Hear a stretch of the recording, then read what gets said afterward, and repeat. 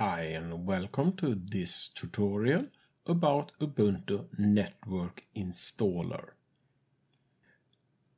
Network Installer can be used to install more than one type of Ubuntu. That is the reason why you maybe found this tutorial if you search for example for Ubuntu Studio. I have tried this tutorial on several versions of Ubuntu. I will do this tutorial on Ubuntu 16.4. It is also valid for 14.4, 12.4, and if they don't change the installation program, it will be valid for future version 2. The network installer also replaced the older version of Ubuntu Alternative Installer. It's this installer you can use to install RAID disk, for example, for desktop system. I plan to do this tutorial as short as possible, so I will cut out waiting time and fully automated step. But now we should doing a cut and go back in time and take this from the beginning. Time for the real thing. I have now inserted the boot media into the CD-ROM, so I should press restart because this machine has tried to boot without the boot media. It was a little too fast for me.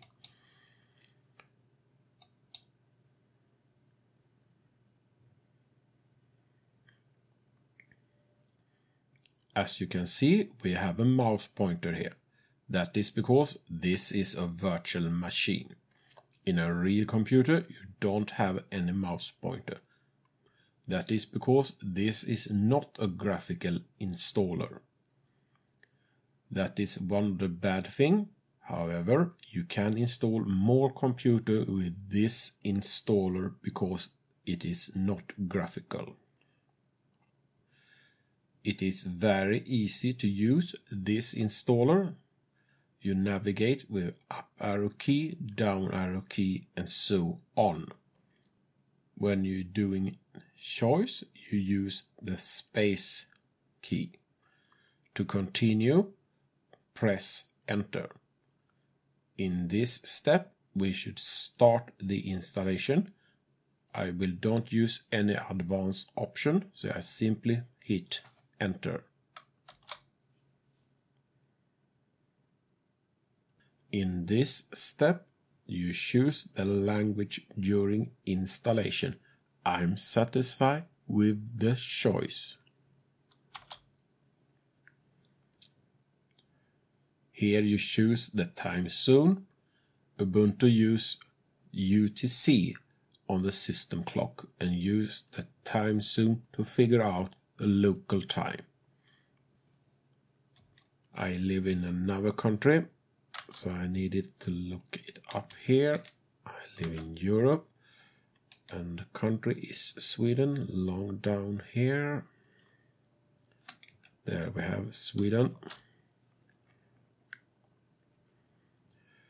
And I use the United States type. In this step, you choose which keyboard. Don't let them detect the keyboard. That works pretty badly for Swedish keyboard. Now I should choose Swedish keyboard because I live in Sweden. If you live in another country, you should simply choose that keyboard instead. In Sweden we have several types of keyboard, but the top choice is the right one for me. Now they're detecting hardware for network. As you see, I cut out the process of identifying network and so on. That is because I use dynamic host configuration, which most users use. And the network process is simply completely automated. However, if you don't use dynamic host configuration, you need to set IP address, DNS service, and so on manually. If you want to have a manual setup of the network settings, simply use the tab key and navigate to back and simply do a manual configuration of the network. If you want to force a manual configuration, the simplest way is actually to remove the network cable from the computer before you start the installation. Well, let us now continue. I will give the computer another computer name. That name I think is good, but we can say this. That will be pretty obvious. Desktop. And continue. They recommended Sweden as a download mirror. In Sweden we only have one mirror. I choose that one. This is the last step in the process of setting up network settings. Most of the settings are, as you can see, automated if you use dynamic host configuration on your network. But after this step, the computer will have access to the internet and the rest will be downloaded from the internet. I don't have any proxy server, so I simply say that the computer is directly connected to the internet, which in this case are not exactly true because I have actually a router, but from practical standpoint it's no different. So if you don't have any proxy server, which most of you don't have, simply leave this space empty and choose continue.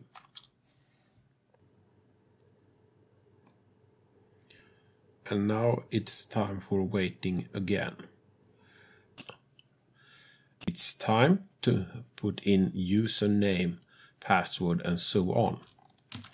Here we give the full name of the user. Here the username. And the password. And the password again. And I have chosen a very strong password, as you can see. I will don't encrypt my home folder. That can cause problem in the future. If you need encryption, I recommend it to encrypt the whole hard drive instead.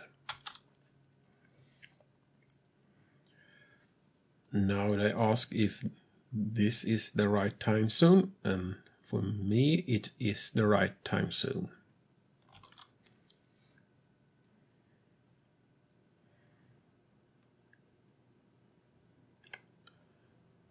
And now they're detecting more hardware.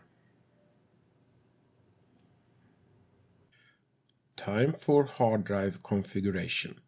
The first three option is for computer which have one hard drive. The first choice, installation on the whole hard drive. Next choice is installation on one hard drive with LVM, which are an advanced hard drive technique which make it possible to add more hard drive and carve out a bigger virtual hard drive in the future. I skip more about LVM in this tutorial. This is if you want to encrypt the whole hard drive. They use LVM to achieve this too. And here you have manually. Manually are very useful if you have more than one hard drive. It is also under manually you can use more advanced hard drive technique like RAID, for example. But I will go for the top option installation on one hard drive and nothing else. Just the simple hard drive configuration. Here I choose the hard drive. I only have one, so it's not much to choose here. And after some waiting time, it's time to confirm the configuration of the hard drive. Simply move the marker from no to yes and hit enter. Now the changes are written to the hard drive. The installation of the operation system are now in progress. The installation are done in step, so I simply stop the recording here and come back when it's something interesting to do. In this step you choose how update should be handled. The top alternative, no automated updates. Middle, install security update automated, and manage the system through landscape. Landscape is for server application mainly. I should say this alternative is also good for servers, but I should install a desktop system, so I choose no automated updates. Now we are back there we started. In this step you choose which type of Ubuntu you want.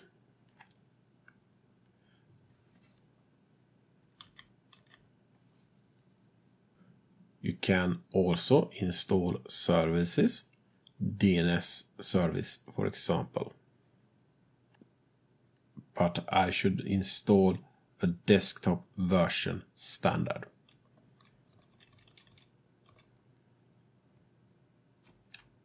This choice. There is other choice too, but I'm satisfied with this standard choice.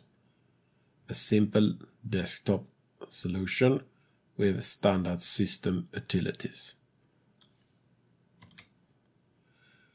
I now go to continue and hit enter. And the installation will now continue. In this step you should install the grub bootloader. The information on the screen are correct, so I simply hit enter for yes.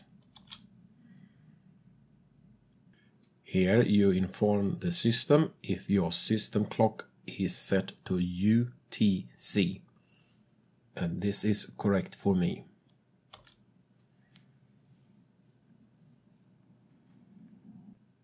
The installation is now finished, so remove the CD-ROM from the CD-ROM driver and press enter to continue.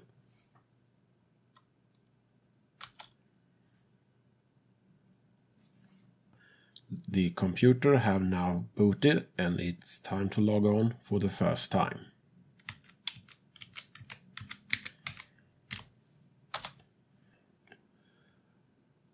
There you have it, a working machine. That was everything I have to show you. Thanks for watching and have a nice day.